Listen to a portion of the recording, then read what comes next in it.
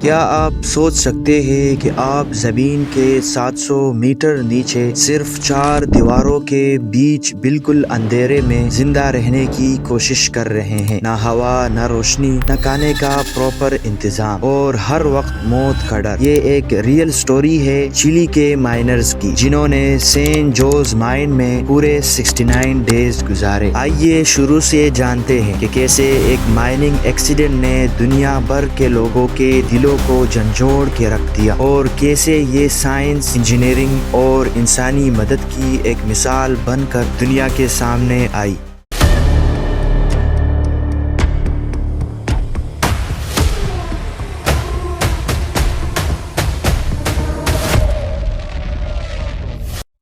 اگست 2010 کا دن تھا جب ناردرن چلی کے اٹاکاما ڈیزرٹ کے بیچوں بیچ موجود سینٹ جوز مائن کے ورکرز اپنے روٹین کا کام کر رہے تھے۔ یہ ایک گولڈ اور کوپر مائن تھی جو 19th سینچری سے چل رہی تھی۔ اس کی گہرائی دنیا کی دوسری بڑی بلڈنگ شنگھائی ٹاور سے بھی زیادہ تھی۔ اس دن مائن میں ٹوٹل 33 ورکرز کام کر رہے تھے، جن میں کچھ ایکسپیرینس مائنرز تھے اور کچھ نئے لوگ تھے۔ ان میں ایک ریٹائرڈ مائنر جوز ویگا کا 31 سالہ بیٹا ایلیکس ویگا بھی شامل تھا۔ ایلیکس کا باپ باہر اس کا انتظار کر رہا تھا۔ مائن میں جانے کا صرف ایک ہی راستہ تھا اور باہر نکلنے کا بھی یہی راستہ تھا۔ مائن کے اندر ٹیمپریچر بہت زیادہ اور آکسیجن کا لیول بہت کم، کیونکہ وینٹیلیشن سسٹم صحیح سے فنکشننگ نہیں کر پا رہا تھا۔ یہ مائن 120 سال پرانا تھا۔ ہر سال اس میں 30 سے 40 لوگ اپنی جان گنوا بیٹھتے تھے، لیکن اس دن کچھ عجیب ہوا۔ دوپہر کے لگ بھگ 2 بجے ایک زبردست دھماکہ ہوتا ہے۔ یہ بلاسٹ اتنا پاورفل تھا کہ مائن کا سینٹرل پیسج کولیپس ہو گیا، اور 700 میٹرز کی گہرائی میں کام کر رہے ایلیکس اور باقی 32 لوگ وہاں پھنس جاتے ہیں۔ ان کے پاس صرف ایک وقت کا کھانا تھا اور آکسیجن جو پہلے سے ہی کم تھی اور کم ہونے لگی تھی۔ سرفیس پر موجود دوسرے ورکرز اور ایلیکس کے باپ کو کچھ سمجھ نہیں آیا کہ کیا ہوا ہے۔ یہ مائن بالکل کمزور ہو چکی تھی۔ اس کے اندر جانا خطرے سے خالی نہیں تھا، اس لیے مائننگ کمپنی نے ریسکیو مشن کرنے سے انکار کر دیا، کیونکہ ایسا کرنے سے اور لوگ بھی اندر پھنس سکتے ہیں، اور دوسری طرف اندر پھنسے مائنرز کی زندہ رہنے کی کسی کو کوئی امید نہیں تھی۔ لیکن ایلیکس کے باپ جوز ویگا کو اپنے بیٹے کی جان کسی بھی حالت میں بچانی تھی، اس لیے وہ اپنی گاڑی میں مائن کے اندر جانے کے لیے تیار ہو جاتا ہے۔ جب وہ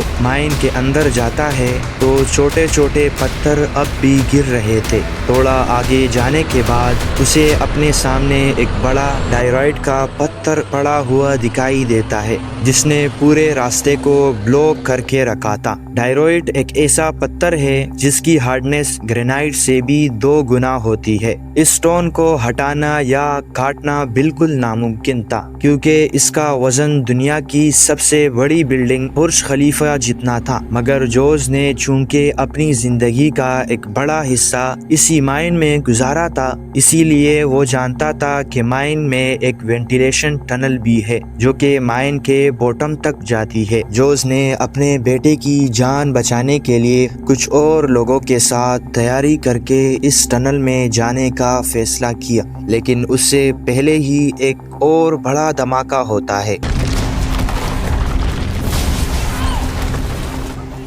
اور وہ ٹنل بھی بلاک ہو جاتی ہے۔ ایلیکس کا باپ ایلیکس کو بچانے کا آخری موقع بھی ہار گیا تھا۔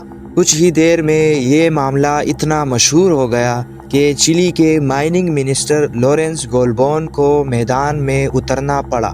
اس نے مائن کی آبزرویشن کرنے کے بعد ہائی سپیڈ ڈرلنگ رگز منگوانے کا آرڈر دیا۔ آپریشن ہیڈ راؤل ڈیگنینو نے پلان بنایا کہ ہم 6 انچ وائڈ 3 ہول بنائیں گے، مائن کے ان جگہوں تک پہنچنے کے لیے جہاں پر پھنسے ورکرز کی ملنے کی پوسیبلٹی سب سے زیادہ ہے۔ پورے 7 دن ڈرلنگ کرنے کے بعد ان کی 2 لوکیشن کا اندازہ فیل ہو چکا تھا اور اب آخری لوکیشن بچی تھی۔ اس وقت تک کسی کو یہ امید نہیں تھی کہ نیچے کوئی زندہ بھی ہو سکتا ہے۔ سب کو لگ رہا تھا کہ یہ ایک موت کا گفا بن چکا ہے، لیکن جو آگے ہونے والا تھا وہ پوری دنیا کے لیے ایک میریکل سے کم نہیں تھا۔ نیچے مائنرز زندہ تھے ایک چیمبر میں جسے ریفیوج کہا جاتا ہے، جس میں 3 دن کا کھانا موجود ہوتا ہے۔ ورکرز کو ٹرین کیا جاتا ہے کہ کسی بھی خطرے کی صورت میں جلد سے جلد اس چیمبر تک پہنچے جو زیادہ سیکیور اور سیف ہوتا ہے۔ ورکرز کی حالت کافی کریٹیکل تھی۔ پہلے کچھ دن انہوں نے 3 دن کے راشن کو کیئرفلی استعمال کرتے ہوئے اپنے سروائیول کا پلان بنایا۔ پانی کے لیے انہوں نے راک سے سیپ ہوتی ہوئی موئسچر کو یوز کیا۔ ان کا ایک لیڈر لوئس اورزوا کافی ایکسپیرینس تھا۔ اس نے گروپ کو مینٹلی اور فزیکلی سٹرونگ رکھا تھا۔ ہر دن ایک روٹین بنائی گئی جس میں ایک اسپیسیفک ٹائم پر کھانا اور پانی استعمال کیا جاتا تھا۔ ریفیوج میں کچھ ملک تھا جسے ورکرز میں بڑی احتیاط سے ہر روز تھوڑا تھوڑا کر کے ڈسٹریبیوٹ کیا جاتا تھا۔ باہر موجود ریسکیو ٹیم کو کچھ بھی معلوم نہیں تھا کہ اندر کیا ہو رہا ہے اور کوئی زندہ بھی ہے۔ اس بار انہوں نے ایک ڈرلنگ پائپ اسی چیمبر تک بھیجنے کا فیصلہ کیا جس میں اور 7 دن لگنے تھے، لیکن کوئی اور چارہ نہیں تھا، لہٰذا وہ اپنے نیکسٹ پلان پر کام کرنا شروع کر دیتے ہیں۔ 14 دن بعد پتہ چلتا ہے کہ ڈرلنگ پائپ نے ریفیوج چیمبر کو 100 فیٹ کی دوری سے مس کر لیا ہے اور وہ چیمبر تک پہنچنے میں فیل ہو چکا ہے۔ اتنی ناکامی کے بعد ریسکیو مشن کے ہیڈ نے ریسکیو مشن کو کینسل کرنے کا فیصلہ کیا، لیکن مائننگ منسٹر لارنس نے اپنی خود کی کیلکولیشن سے ایک بار پھر ڈرل کرنے کی ریکویسٹ کی۔ 3 دن بعد وہ ایک بار پھر سے 700 میٹرز نیچے اپنی ڈرلنگ پائپ کو پہنچا دیتے ہیں۔ مائننگ منسٹر پائپ سے کان لگاتا ہے تو اسے ایک عجیب ہلکی سی آواز سنائی دیتی ہے۔ پہلے تو کچھ سمجھ نہیں آیا، لیکن جب اسٹیتھوسکوپ لگا کر چیک کیا گیا تو ایسا لگ رہا تھا کہ کوئی انسان پائپ پر ہتھوڑے مار رہا ہو۔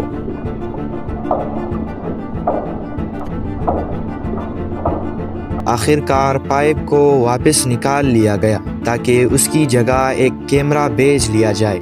جب اس پائپ کو کیئرفلی آبزرو کیا گیا تو اس پر ریڈ پینٹ ہوا تھا اور پیپر کا ایک ٹکڑا اٹیچ تھا جس پر مائنرز نے لکھا تھا کہ ہم پورے 33 ورکرز شیلٹر میں زندہ اور بالکل سیف ہے۔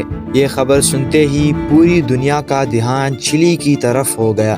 ریسکیو مشن اب گلوبل اٹینشن کا سینٹر بن چکا تھا۔ پائپ نکالنے کے بعد اس 6 انچ ہول میں ایک کیمرہ اور فون لائن ڈالا جاتا ہے تاکہ مائنرز کی حالت ان کے اپنوں کو دکھائی جا سکے۔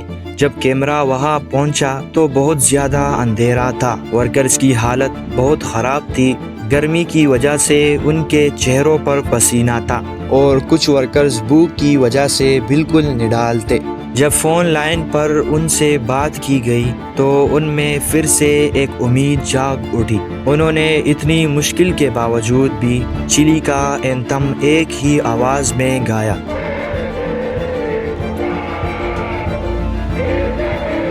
ورکرز کے شفٹ سپروائزر لوئس اورزوا نے بتایا کہ جیسے ہی مائن کولیپس ہوئی اس نے سارے ورکرز کو اکٹھا کیا اور ریفیوج تک لے کر آیا۔ وہ ریفیوج کے کھانے کو بڑے دھیان سے ورکرز میں ڈسٹریبیوٹ کرتا رہا، لیکن اس کے باوجود بھی یہ کھانا صرف 14 دن ہی چل سکا اور انہوں نے پچھلے 3 دنوں سے کچھ بھی نہیں کھایا ہے اور نہ ہی پانی پیا ہے۔ سارے ورکرز بالکل بدحال ہے۔ اب ریسکیو ٹیم کے لیے سب سے بڑا چیلنج یہ تھا کہ اس چھوٹے سے ہول سے ورکرز تک کھانا پہنچایا جائے، مگر ایک اور بڑی مصیبت سامنے تھی۔ ورکرز نے کئی دنوں سے بہت کم کھانا کھایا تھا اور وہ بہت بھوکے تھے، اس لیے اگر وہ نارمل کھانا کھاتے ہیں تو ان کی ڈیتھ بھی ہو سکتی تھی۔ اس کنڈیشن کو میڈیکل کی زبان میں ری فیڈنگ سنڈروم کہتے ہیں۔ چلی گورنمنٹ نے ناسا فوڈ لیبارٹری سے کانٹیکٹ کیا اور ایک خاص طرح کا کھانا بنایا جس میں نیوٹرینٹس بہت زیادہ تھے اور کیلوریز بہت کم۔ یہ کھانا پائپ کے ذریعے ورکرز تک پہنچایا گیا۔ ریسکیو کے لیے ناسا اور انٹرنیشنل ایکسپرٹس کو انوالو کیا گیا۔ پلان بنایا گیا کہ ایک اور 21 انچ کا بڑا ہول بنایا جائے تاکہ ورکرز کو باہر نکالا جا سکے، لیکن یہ بہت مشکل کام تھا۔ کیلکولیشن کے مطابق اس میں 3 مہینے لگنے تھے۔ اب مائننگ منسٹر اس کام میں جٹ گئے کہ کیسے ورکرز کو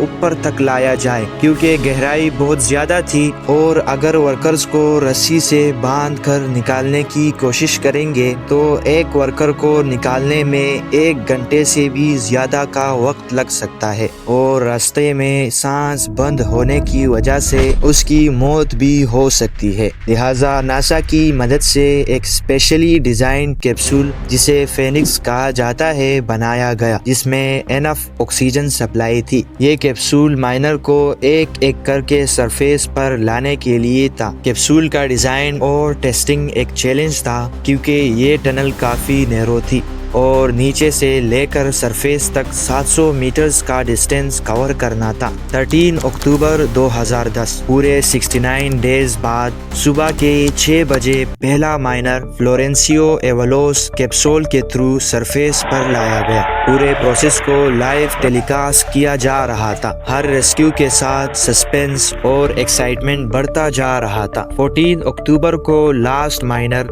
لوئس اورزوا کو سیفلی سرفیس پر لایا گیا۔ یہ وہ مومنٹ تھا جب پوری دنیا کے لوگوں نے ایک ساتھ چین کی سانس بھری۔